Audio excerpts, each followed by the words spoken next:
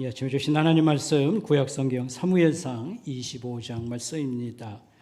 구약성경 사무엘상 25장 말씀입니다. 여러분 가지고 계신 성경책 451페이지 참고하시길 바라겠습니다. 사무엘상 25장 2절부터의 말씀입니다. 마온에 한 사람이 있는데 그의 생업이 갈멜에 있고 심히 부하여 양이 3,000마리요 염소가 1,000마리이므로 그가 갈멜에서 그의 양떼를 깎고 있었으니 그 사람의 이름은 나발이요 그의 아내의 이름은 아비가일이라. 그 여자는 총명하고 용모가 아름다우나 남자는 완고하고 행실이 약하며 그는 갈렙 족속이었더라. 다윗이 나발이 자기 양털을 깎는다 함을 광야에서 들은지라. 다윗이 그의 이에 소년 10명을 보내며 그 소년들에게 이르되 너희는 갈멜로 올라가 나발에게 이르러 내 이름으로 그에게 문안하고 그 부하게 사는 자에게 이르기를 너는 평강하라. 내 집도 평강하라. 내 소유의 모든 것도 평강하라. 내게 양털 깎는 자들이 있다 함을 이제 내가 들었노라. 내 목자들이 우리와 함께 있었으나 우리가 그들을 해하지 아니하였고 그들이 갈멜에 있는 동안 그들의 것을 하나도 잃지 아니하였나니 내 소년들에게 물으면 그들이 내게 말하리라. 그런즉 내 소년들이 내게 은혜를 얻게 하라. 우리가 좋은 날에 왔은즉 내 손에 있는 대로 내 종들과 내 아들 다윗에게 주기를 원하노라 하더라. 다윗의 소년들이 가서 다윗의 이름으로 이 모든 말을 나발에게 말하기를 마치매 나발이 다윗의 사환들에게 대답하여 이르되 다윗은 누구며 이새의 아들은 누구냐? 요즘에 각기 주인에게서 억지로 떠나는 종이 많도다.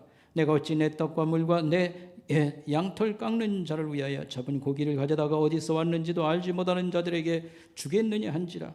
이에 다윗의 소년들이 돌아서 자기 길로 행하여 돌아와 이 모든 말을 그에게 전하매 다윗이 자기 사람들에게 이르되 너희는 각기 칼을 차라 하니 자기 칼을 차매 다윗도 자기 칼을 차고 400명 가량을 데리고 올라가고 200명은 소유물 곁에 있게 하니라. 아멘. 성가대가 찬양으로 하나님께 영광을 올리겠습니다.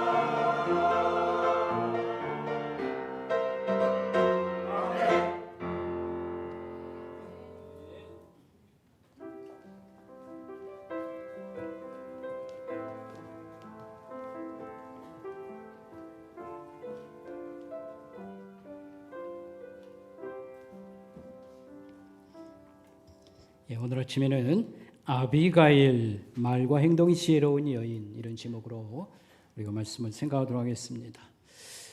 사울 왕이 다윗을 엄청 핍박을 하고 죽이려고 이렇게 핍박을 했습니다. 다윗은 이스라엘 나라 전국을 여러 지역을 전전하다가 국경을 넘어갑니다. 블레셋 지역으로 가기도 하고, 지금 현재 있는 곳은 유다의 남쪽 끝인 마온 광야에 있습니다. 이스라엘 나라는 북쪽이 자연 조건이 좋고 살기가 좋은 지역이고, 남쪽으로 내려갈수록 광야, 네게브라고 해서요, 사막에 가까운 그런 황량한 그런 지역입니다. 근데 이 마온 광야는 위치가 남쪽 끝인데 남동쪽 방향에 있고요. 쉽게 사해바다 한 밑에서 한 3분의 1 정도 지점이라고 볼 수 있겠습니다. 여기에 갈멜이라든지 이 마온이라고 하는 촌락들이 있습니다. 그래서 저는 가보지는 못했습니다만 사진으로 보니까 상당히 비탈지고 또 군흥지역이라고요. 지대가 높지요. 그럼에도 넓은 그런 그 비탈들이 있어서 양떼 치기 좋은 그런 것으로 이렇게 또 알려져 있습니다. 근데 이 국경 지역에 해당됩니다. 원래 국경 지역은 치안이 불안합니다. 그래서 이 도적대들이 많이 또 출현하고요. 또 가을에 이렇게 결실계가 되면 외국의 군대들이 와가지고 또 걷어가기도 하고 이런 것입니다. 그런데 다윗이 이 지역에 오자 평안과 안전을 확보하게 되었다, 이렇게 말할 수 있겠습니다. 현재 다윗은 어떤 상황이었냐면 정치적으로 굉장한 박해를 당하기 때문에 피신 생활 중에 있습니다. 근데 처음에는 혼자 몸으로 출발했습니다만 이 사울 왕조가 빈약한 그런 왕조였습니다. 그래서 전 국토의 한 지금으로 말하면 절반이나 이렇게 지배하고 있을까요? 그리고 세력이 약합니다. 다윗이 두 번째 왕이 될 때부터 이스라엘은 통일을 이루고 그 다음에 하나님이 약속한 최대한 땅을 확보하지요. 어쨌든 간에 지금은 치안이 불안한 그런 국경 지역에 다윗이 처음에는 혼자 유랑생활, 피신생활 했습니다만 전국에서 어려움과 원한을 가진 슬픈 사람들, 살기 어려운 사람들, 여러 가지 종류의 사람들이 몰려와서 추종자들이 생기게 되었습니다. 그래서 다윗은 쉽게 말하면 자원 경비대라고 할까요? 급할 때에는 구조대 역할 같은 것을 했습니다. 그래서 이 지역에 그 동굴이라든지 피신처가 많기 때문에 주로 이 남쪽 지역에 바울이 피난 생활을 그 다윗이 하고 있습니다만, 양치는 목동들의 입장에서는 이 사람들이 그냥 자원 경비대 같은 역할을 했기 때문에 상당히 도움이 많이 됐다, 이렇게 말을 하고 있습니다.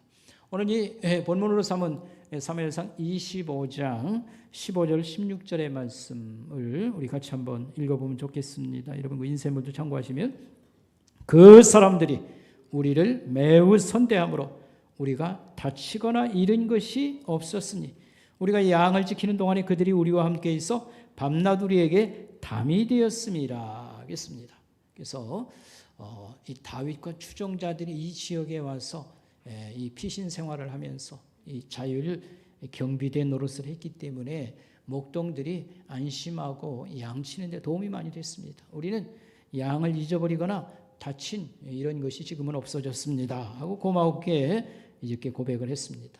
자, 오늘 첫 번째 생각할 것은요, 여기에 한 부자가 살고 있습니다. 나발이라고 하는 부자인데 이 사람은 보통 부자가 아닙니다. 엄청난 부자, 거부라고 말할 수 있겠습니다.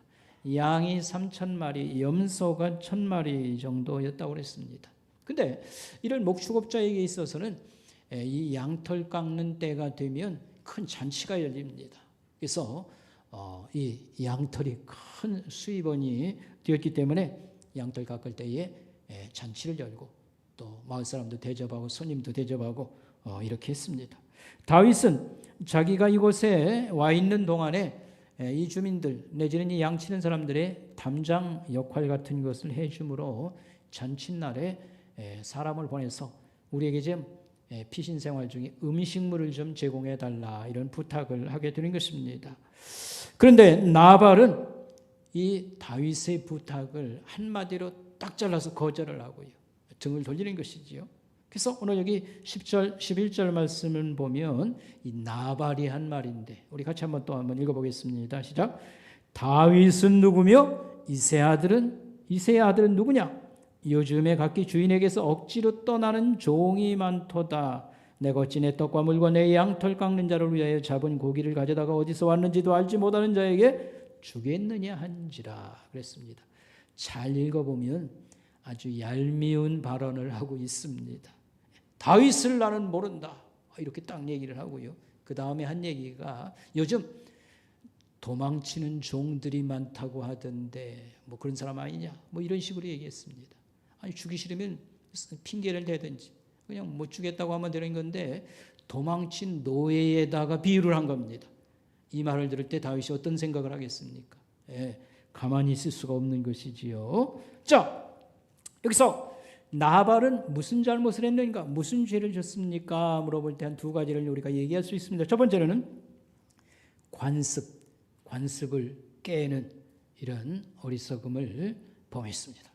이 유목민들은 과거부터 이 손님들한테는 아주 친절을 베풉니다. 이 넓은 들판에서 양을 치고 있을 때 뭐 사람들이 많이 오고 가는 데가 아니니까 낯선 사람이 나타나면 무조건 잘합니다. 왜냐하면 저 사람이 어떤 사람인지 모르거든요. 그러니까 과거부터 전통이 이렇습니다. 이렇게 손님 대접을 잘 했는데 나발은 다윗에게 한 600명의 사람들이 그를 따르고 있었고 훈련을 된 그런 군사가 역할을 했습니다. 여기 와 있는 동안에 여러 가지 도움을 받았는데 이런 지하에 딱 잘랐거든요. 그러면 다윗은 사람을 보낼 때에 좀 이렇게 압박을 가하는 그런 스타일로 뭐 가서 뭐 좀 달라고 그렇게 한 거 아닐까? 근데 성경을 잘 읽어보면 그러지 아니했습니다. 다윗은 정중행에게 가서 인사를 하고요. 상황을 잘 설명을 합니다. 그러며 이 좋은 날에 우리에게 좀 양식을 좀 제공해 주면 좋겠다. 이런 정중한 그런 스타일로 사람을 보내서 했던 것입니다. 그러나 나발은 무시하고 모욕적인 말을 해서 이 보낸 사람들을 돌려보냈다라고 하는 것입니다. 그래서 이 일반 관례와 전통을 싹 무시하고 얼굴을 싹 씻어버리는 그런 태도를 보인 것입니다. 그다음에 두 번째로는요, 하나님 말씀을 지키지 않는 것이었습니다. 대표적인 게 신명기의 말씀을 예를 들었습니다만 가난한 이웃을 잘 돌보아라는 말씀이라든지 나그네들, 여행자들은 옛날은요 집 떠나면 물이 필요하지요, 양식이 필요하죠, 잠자리를 하룻밤 자야 되지요. 그래서 특별히 성경에는 이 여행자들, 나그네들을 잘 대접하고 도와주라는 말씀이 적지 않게 많이 있습니다. 이런 말씀을 다 무시했습니다. 그래서 우리가 뒤에 조금 더 얘기를 하겠습니다. 굉장히 이 사람은 거대한 부자인데도 인색하고 수전노, 돈 버는 데는 아주 열의가 대단하지만 돈을 남을 위해서 쓰지 않는 이런 스타일의 사람이었다라고 말할 수 있겠습니다. 우리가 여기서 이 나발은 어떤 사람일까를 조금 더 생각을 한다고 하면 뭐 여러 설명이 필요 없습니다. 방금 우리가 살펴봤던 말씀에서처럼 그의 말이 그가 어떤 인간인가를 잘 얘기하고 있습니다. 그는 이렇게 말했어요. 나는 다윗을 모른다. 이새의 아들이 누군지 모른다. 이런 말을 딱 했습니다. 그러나 이 말은 거의 거짓말이라고 봐야 되겠습니다. 왜 그런가 하면 다윗은 나라를 구한 영웅이었습니다. 여러분 잘 아는 것 마냥 무슨 정식 군인도 아닌데도 불구하고 이 골리앗이라고 하는 적 장수를요 이 때려잡은 영웅으로 전 국민이 다 알고 있습니다. 근데 다윗이 이렇게 이름이 올라가고 추종하는 사람들이 생겨나고 그러니까요, 이 사울 왕이 첫 번째 왕인데 굉장히 불안하게 생각합니다. 이 정치적으로 나하고 경쟁자가 저놈이다. 저를 죽여야 우리 왕조가 튼튼하다. 이제 다윗에게 빼앗길 수 있는 나라, 이런 걸 상상해가면서 엄청나게 박해를 가해서 이 다윗은 근 10년간을 피난 생활을 하는데 정말 눈물 날 정도로 이 피난 생활이 힘들었습니다. 그런데 이 다윗에게 소문을 듣고 사람들이 모여들기 시작했습니다. 그래서 오늘 25장을 읽었습니다만 22장에 보면 아둘람이라고 하는 동굴이 있었는데 사람들이 여러 곳에서 몰려왔는데 주로 고난당하는 사람, 환난당한 사람, 빚을 지어서 노예로 팔려갈 수밖에 없는 이런 사람들, 원통하고 억울해서 나는 살 수 없습니다. 이런 사람들이 와서 새로운 지도자가 되기를 기대하고 이 사람들이 결국은 나중에 다윗이 두 번째 왕이 되었을 때 측근들이 되고 용감한 병사들로 훈련하는 이런 기간이 역시 됩니다. 그래서 그 당시에는 오늘 여기 성경에 나올 때는 600명의 사람들이 이 다윗을 따르고 있었고요. 그 다음에 아둘람 공동체에서 벌써 한 400명 사람들이 군사 훈련을 받아가면서 이렇게 어려운 백성들을 음으로 양으로 돕고 그렇게 하고 있습니다. 그러니까 나는 다윗을 모릅니다라는 말은 외국에서 방금 들어온 사람들을 빼놓고서는요, 이것은 거짓말입니다. 그 다음에 그냥 안 줄라면 핑계를 대든지 그럴듯하게 어떻게 하면 딱 좋은데 요즘 주인에게서 도망치는 종들이 많다고 하던데, 그러니까 도망친 노예로 비유를 한 거예요. 다윗이 이 말을 듣고 가만히 있겠습니까? 흥분해서 가만히 있을 수가 없죠. 그러니까 이렇게 말이 속된 말로 싸가지가 없는 이런 발언을 해서 사람의 속을 뒤집어 놓는 그런 지혜 없는 사람. 그 다음에 여러분 그 밑에서 일하는 나발 밑에서 일하는 그 종들이 이렇게 말을 했습니다. 17절에 보면 우리 주인은 불량한 사람입니다. 우리 주인은 못된 사람입니다. 그러면서 더불어 말할 수가 없습니다. 말을 하면 좀 듣고서 이렇게 얘기를 해야 되는 전혀 들어먹질 않습니다. 해가지고 무슨 일이 있으면 그 부인에게 찾아가서 여차저차히 하소연하고 했던 것을 볼 수 있습니다. 그리고 이 얘기가 끝나는 저 36절쯤 저 끝나는 데 가보면 이 나발이 이렇게 도움을 받은 다윗을 모른다고 잡아뛰면서 아무 도움도 그야말로 떡 한 덩어리 고기 미키로도 주기를 아까워하면서 자신을 위해서는 임금님 잔치상 같은 그런 식탁을 차려놓고 마음껏 먹으면서 술에 취해 있는 것을 그 부인이 와서 보는 겁니다. 아무 말도 하지 않고 그는 이제 떠나가는 것을 볼 수 있습니다. 예수님께서는 신약 성경에서 어리석은 부자 비유의 말씀을 들려주신 것이 있습니다.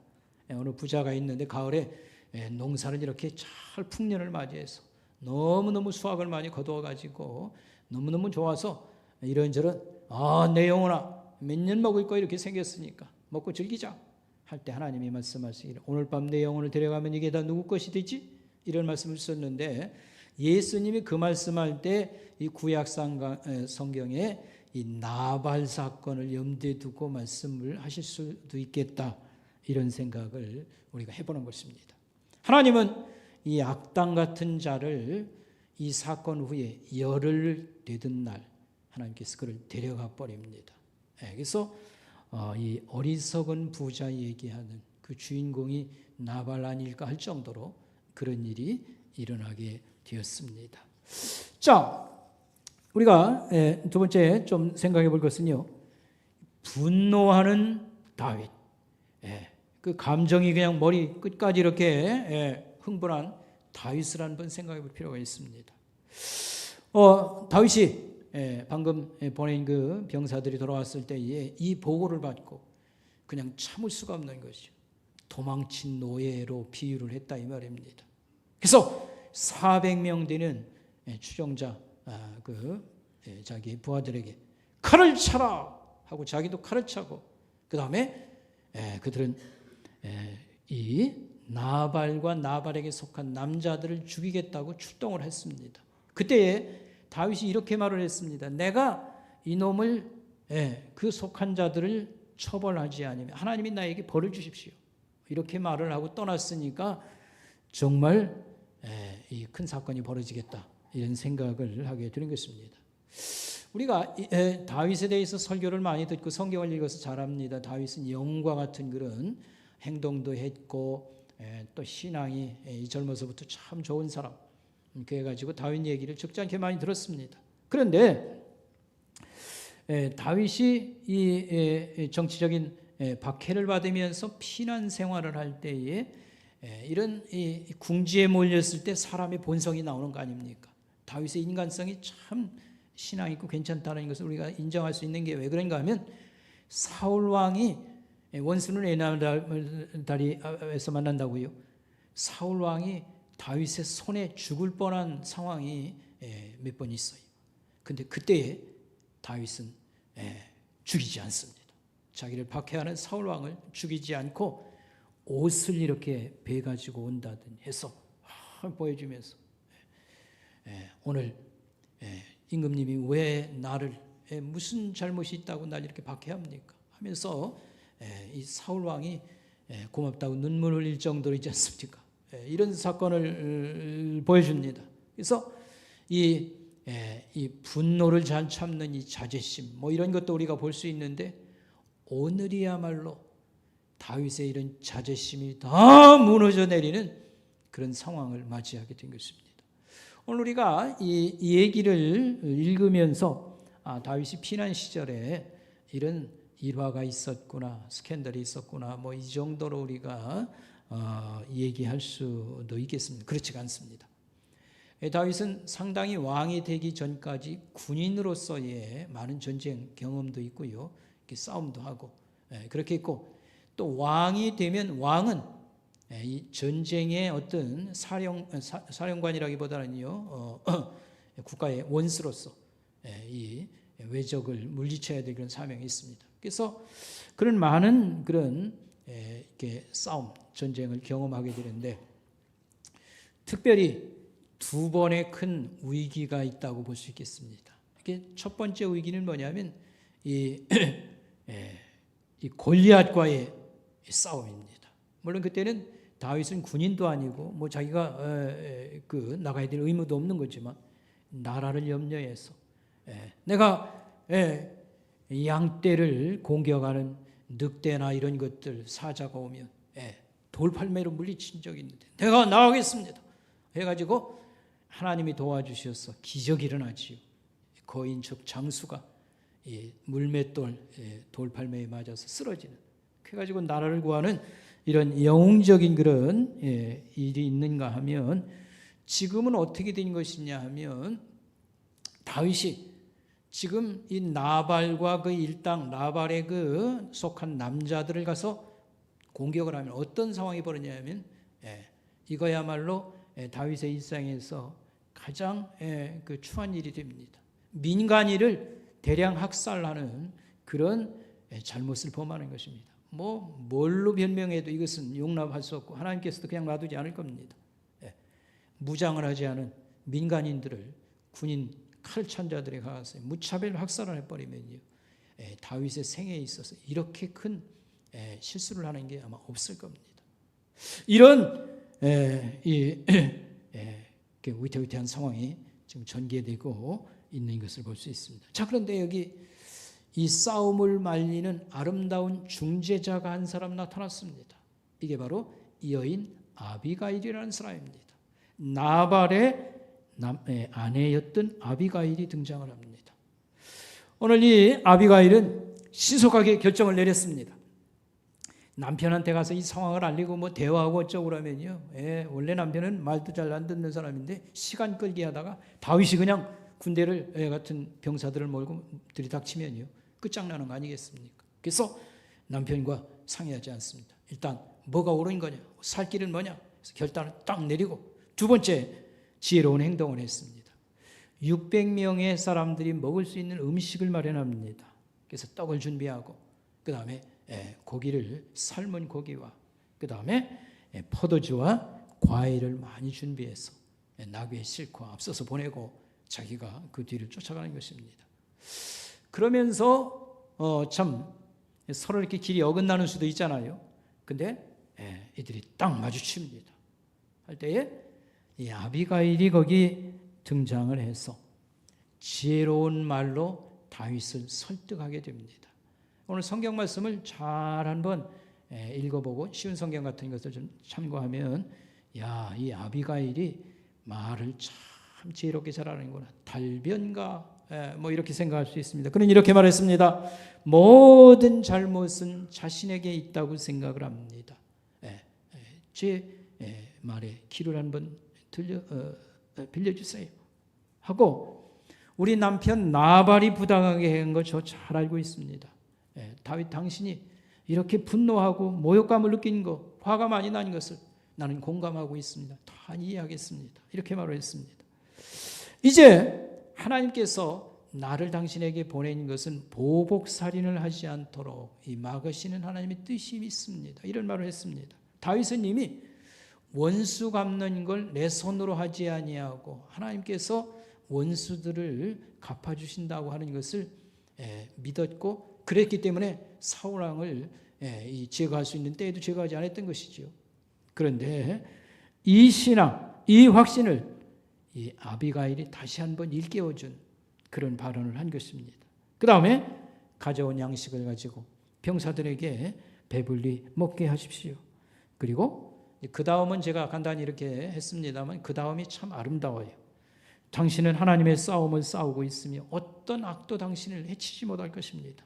하나님은 당신을 반드시 이스라엘의 통치자로 세워주실 것이며 그때가 되면 내가 보복살인이라고 하는 이 동족을 이렇게 괴롭히는 이런 일을 하지 않았다고 하는 그런 부담감, 더럽다고 하는 걸 반드시 고백하게 될 것입니다. 이렇게 발언을 하는 것입니다.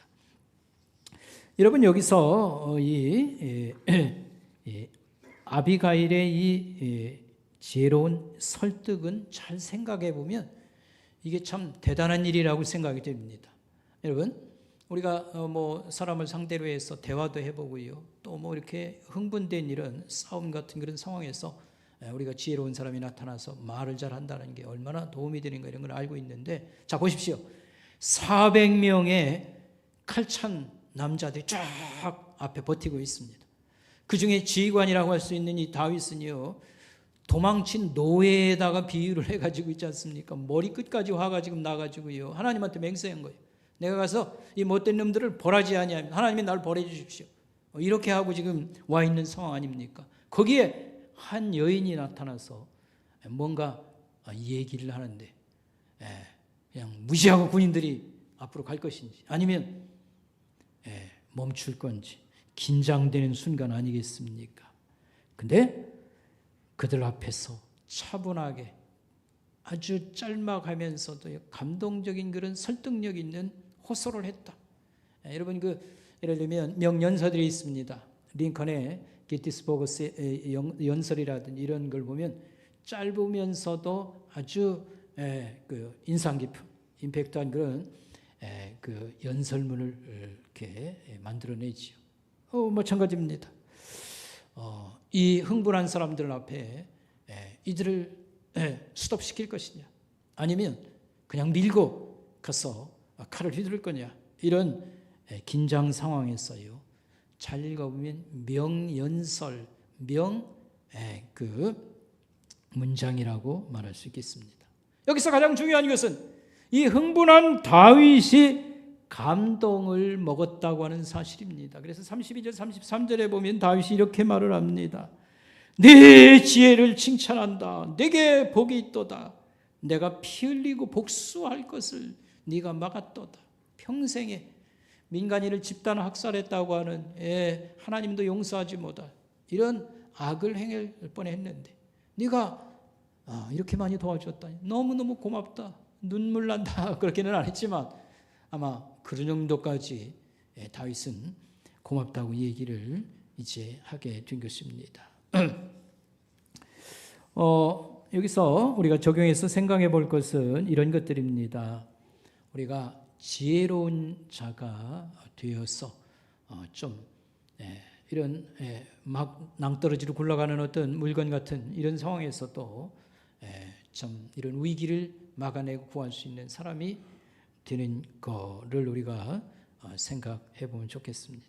특별히 우리 가정을 불행해서 구하는 그런 역할을 우리가 해야 될 것입니다. 우리가 우리 가정을 위기에서 불행에서 구하는 역할을 하는 것. 물론 여러 가지 위기가 있습니다. 뭐 질병, 사고 또는 뭐 갖가지 그 난관들이 있습니다. 가장 중요한 것은 뭐냐면 우리가 하나님을 잘 공경하는 것입니다. 하나님을 경외하는 것이 무엇의 근본이다?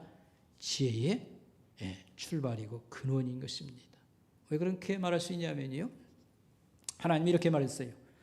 자기 만족에 빠진 사람, 성공했다, 너무 많은 재산을, 이런 행운, 펄펄 뛰는 날에 야, 오늘 밤 내가 너 부르면 어떻게 되는지 알지? 는 말씀을 기억할 필요가 있습니다. 하나님이 두렵도다. 나발이 이 거대한 부자고요, 매년 양털 깎으면 재산이 막 늘어납니다. 남한테 안 주니까. 그렇지만 하나님께서 이 사건 후에 열흘 딱 지나는 날 이 나발을 데려가셨습니다. 그래서 살고 죽는 거에다 우리가 기준을 맞출 때 우리가 하나님이 우리에게 생명이요 소망이요 복이도다. 하나님을 잘 공경하는 것, 이게 우리 가정 사는 길. 여러분, 이런 신앙을 확고히 늘 가지셔서 우리가 불행을 우리가 막아야 되겠다, 이런 믿음을 여러분이 보일 수 있길 바라고요. 날마다 솔로몬보다 더 지혜로운 분이 있다고 성경은 말했습니다. 누굴까요? 예수 그리스도. 예수님을 늘 배우면서 우리 삶에 이 말씀을 가지고 살아야 되겠습니다. 그리고 특별히 말만 지혜롭게 해도 모두가 다 행복해진다는 말씀을 기억하시길 바라겠습니다. 뭐만 잘해도요? 말만 잘해도 많은 갈등과 문제들이 사실은 해결되는 것인데, 말을 사소한 것 가지고 언쟁이 붙어가지고요, 부부가 웬수되고요, 1, 2년 이렇게 마음을 열지 아니하고, 말의 어떤 상처들을 우리가 기억할 필요가 있겠습니다.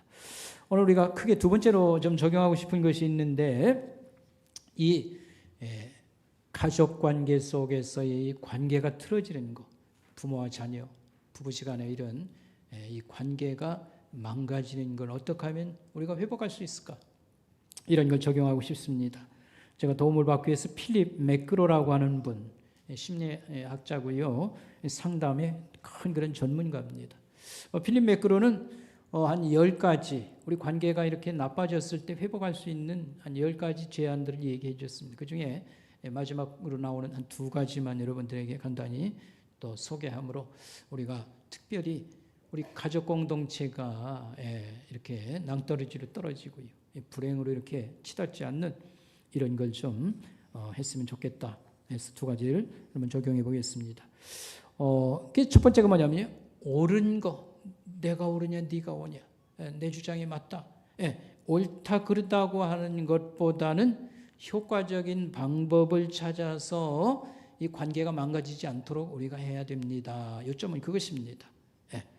우리가 늘 대원칙 같은 게 있습니다. 뭐가 대원칙이냐면요, 진리가 아니면, 하나님 말씀이 대표적인 진리입니다. 진리, 하나님 말씀, 그건 그대로 되는 거니까요. 진리가 아니면 다양성을 인정하자. 뭐 2가지, 3가지 얼마든지 이론이 있을 수 있고 가는 길이 있을 수 있습니다. 다양성을 인정하고 융통성을 발휘하자, 이런저런 지혜로움을 발휘하자, 이런 말이 되겠습니다. 여러분, 한라산 꼭대기에 올라가는 거, 이제 소원이 있다고 하면 그거 한번 올라간 적이 있는데 다시 한번 이 한라산 꼭대기를 한번 올라가 보고 싶은 게 제 소망입니다. 근데 한라산 꼭대기로 올라가는 방법은 적어도 2-3가지 길이 있는 것으로 알고 있습니다. 좀 올라가기가 어려운 사람은 시간이 오래 걸리더라도 평평하게 올라가는 길이 있고요. 하나는 뭐 젊은 신혼부부처럼 있지 않습니까? 아직도 건강하고 왕성한 사람은요, 좀 고바위가 많이 졌지만요, 단거리로 올라갈 수 있는 방법이 있습니다. 그 밖에도 2-3가지 길이 있어요. 꼭 뭐 이 길로만 가야 된다고 우길 필요는 없는 것이지 않습니까? 뿐만 아닙니다. 설악산 대청방으로 올라가는 것은 내설악 방면으로 가든지 외설악 방면으로 가든지 2-3가지 길이 얼마든지 있을 수 있습니다. 꼭 하나만 가지고 다투고 싸울 필요는 없겠다, 이런 말이 되겠습니다. 다양성을 우리가 인정하고 융통성을 배려하다. 특별히 우리 이제 사회적으로 문제가 되는 것이 이 양극화 서로 이렇게 그 극단적인 주장을 하고요. 그런 국민들이 이렇게 나눠지는 것. 물론 이것은 한국만의 문제가 아닙니다. 이 SNS라고 하는 것이 발전되면서 다른 나라도 마찬가지예요. 극단적인 보수, 극단적인 진보.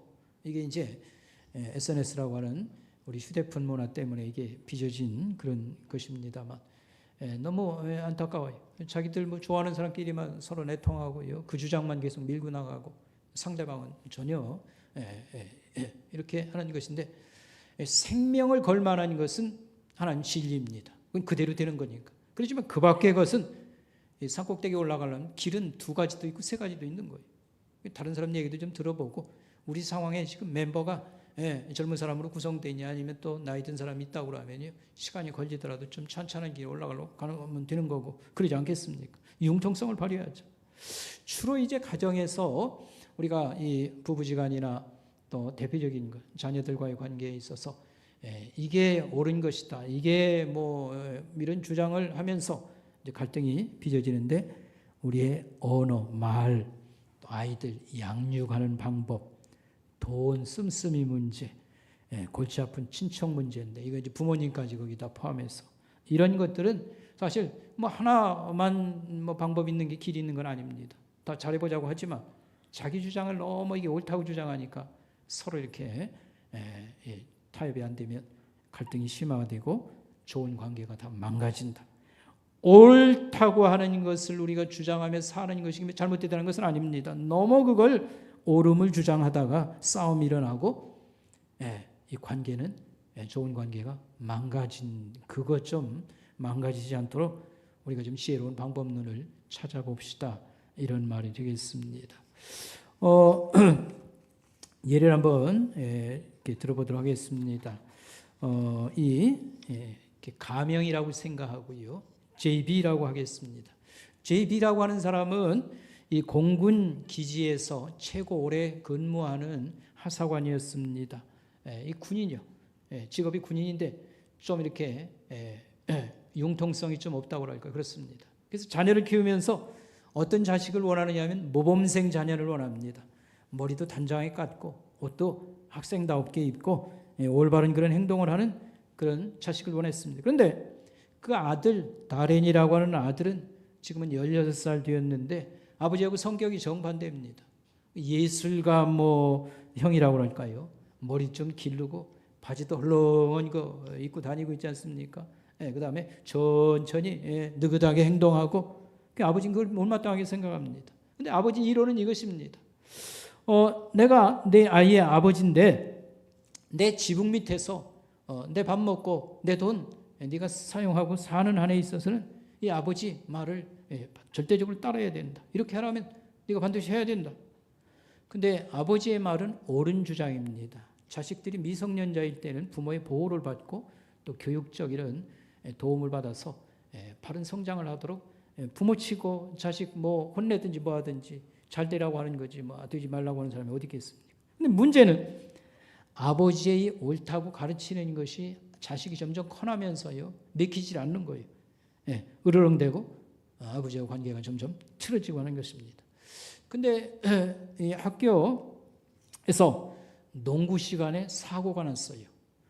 이 아들이 원래 운동을 좋아하고 농구도 아주 매우 잘하고 그렇게 했는데 공을 몰고 드리블을 하고 중간쯤 가다가 이 아이가 꼬꾸라졌습니다. 그런데 부검 결과는 이렇게 나왔어요. 아이가 바닥에 쓰러지기 전에 아이는 이미 숨을 거뒀다는 겁니다. 그러니까 쓰러져서 머리가 다치거나 해서 죽은 게 아니고 이 아이는 쓰러지기 전에 이미 숨을 거뒀다는 겁니다. 왜냐하면 태어날 때부터 미확정 선천성 심장병을 가지고 있었는데 그걸 잘 몰랐던 거예요. 그래서 그래도 다행히 잘 크긴 했는데 심장병이 이게 부정기적으로 나타난다든지 이런 병이 있는데 그걸 모르고 아이는 심장마비로 결국은 농구하다가 쓰러지면서 죽은 게 아니라 벌써 쓰러지기 전에 이제 숨을 끊어졌다 이런 얘기가 되는 것입니다. 아들의 장례식을 치르는 날입니다. 근데 서양의 장례식은 미국 같은 경우에는 평상시에 가장 잘 입은 옷과 또 화장을 잘해서 관에다 이렇게 모셔서 이렇게 화장을 한다든지 장례를 치르게 되는 건데, 아버지는 이 아들을 마지막 옷을 입히고 어떻게 해서 묻어주었을까 하는 겁니다.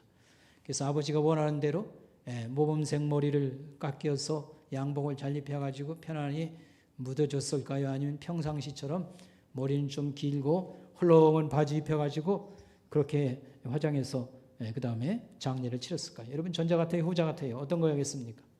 후자였습니다.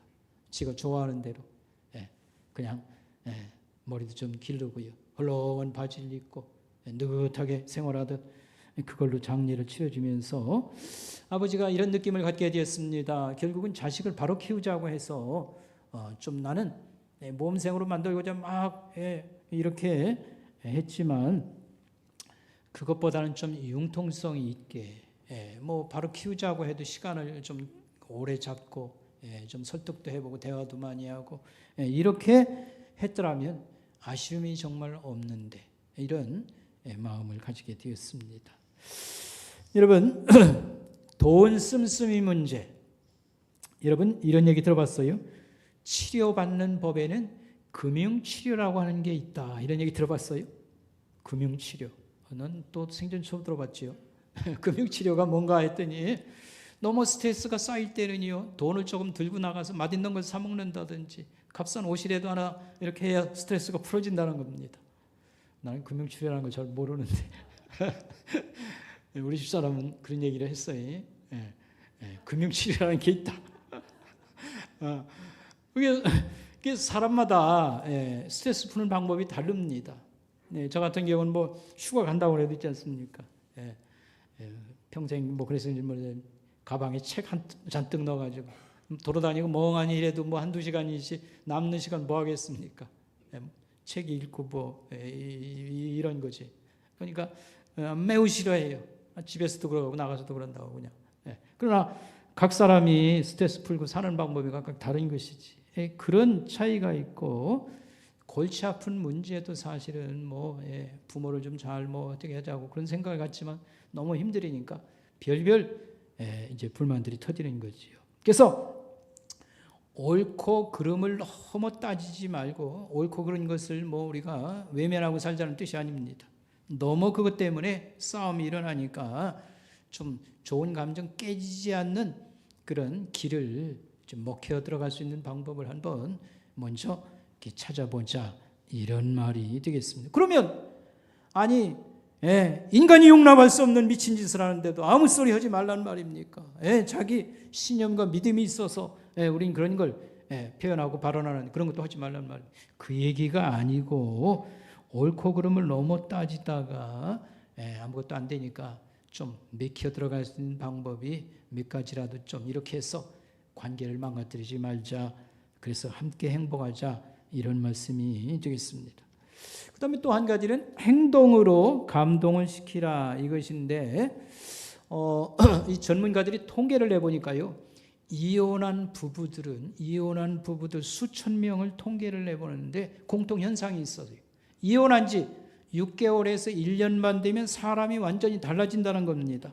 외모도 달라지고 말투도 달라지고요. 그 다음에 생활하는 여러 가지가 에너지가 뭐 차고 뭐 그렇다는 겁니다.